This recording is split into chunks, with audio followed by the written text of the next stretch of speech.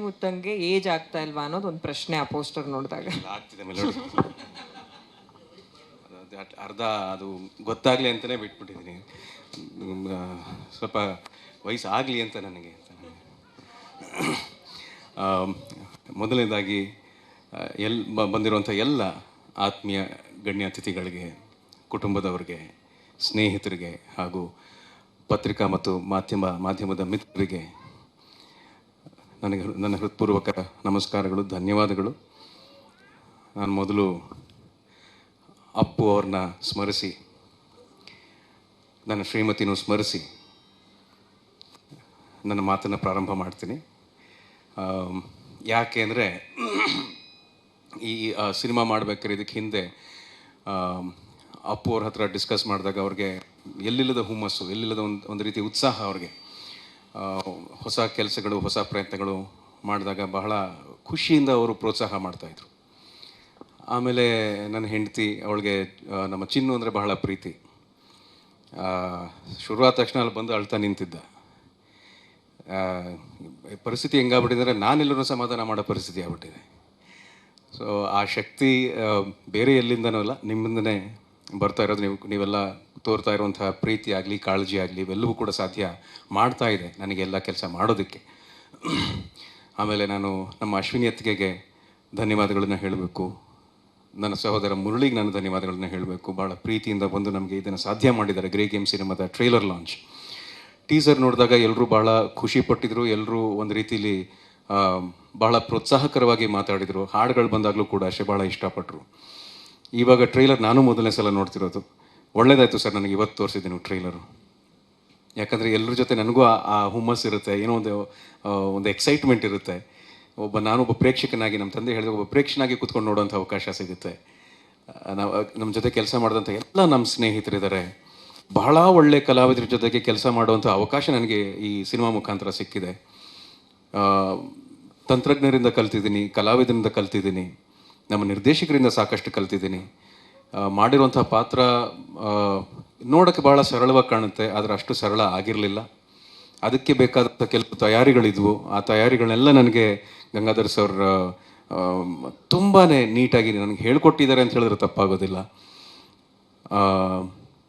Anand sir, ನಮ್ಮ ಸಿನಿಮಾದ ನಿರ್ಮಾಪಕರು, ಸಿನಿಮಾ ತಯಾರಿ ಮಾಡೋದಕ್ಕೆ ಬರೀ ಹಣ ಕೊಡೋದು ಮುಖ್ಯ ಅಲ್ಲ, ಎಷ್ಟು ಪ್ರಜ್ಞೆಯಿಂದ ಹಣನ ಕೊಟ್ಟು ನಾವು ಸಿನಿಮಾನ ಹೇಗೆ ಪೋಷಿಸ್ತೀವಿ ಅನ್ನೋದು ಬಹಳ ಮುಖ್ಯ ಆಗುತ್ತೆ. ಸೊ ಅದಕ್ಕೆ ನಾನು ಆನಂದ್ ಸರ್ಗೆ ನಾನು ಬಹಳ ದೊಡ್ಡ ಮಟ್ಟದಲ್ಲಿ ಧನ್ಯವಾದ ಹೇಳ್ತೀನಿ. Sir, thank you so much.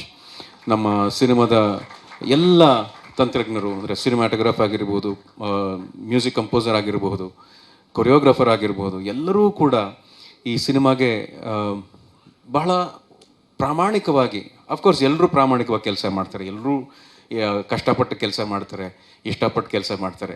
ಆ ಸಾಲಲ್ಲಿ ನಾವು ಸೇರ್ಕೊಂಡಿದ್ದೀವಿ.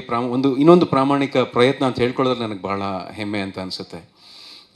ಈ ಪಾತ್ರ ನೋಡಿದ್ದೀರಿ, ಹಾಡು ನೋಡಿದ್ದೀರಿ, ಟ್ರೈಲರ್ ನೋಡಿದ್ದೀರಿ, ಸಿನಿಮಾ ಬಗ್ಗೆ ಸಾಕಷ್ಟು ನಿಮಗೆ ಆಗಲೇ ಮಾಹಿತಿ ಸಿಕ್ಕಿದೆ. ಆದರೆ ಇನ್ನೂ ಹೆಚ್ಚು ಮಾತಾಡಬೇಕು ಅಂತೇಳಿ ನಾನು ಸಿನಿಮಾ ರಿಲೀಸ್ ಆಗಲಿ ಅಂತ ಕಾಯ್ತಿದ್ದೀನಿ. ಮೇ 10ನೇ ತಾರೀಕು ರಿಲೀಸ್ ಆದ ನಂತರ ಇನ್ನೂ ಹೆಚ್ಚು ಮಾತಾಡೋದಕ್ಕೆ ಸಿಗುತ್ತೆ. ಯಾಕಂದರೆ ಇವಾಗ ಒಂದು ಸಲ ಮಾತು ಶುರು ಮಾಡಿದ್ರೆ ನಾನು ಸುಮ್ಮನೆ ಮಾತಾಡ್ತಾನೆ ಇರ್ತೀನಿ. ಅದರಲ್ಲಿ ಅರ್ಧ ಭಾವನಾತ್ಮಕತೆಯೇ ಇರುತ್ತೆ. ಯಾಕಂದರೆ ನನ್ನ ಅಳಿಯ ಜೈ ಮೊದಲನೇ ಸಲ ಸ್ಕ್ರೀನ್ ಮೇಲೆ ಬಂದಿದ್ದಾನೆ.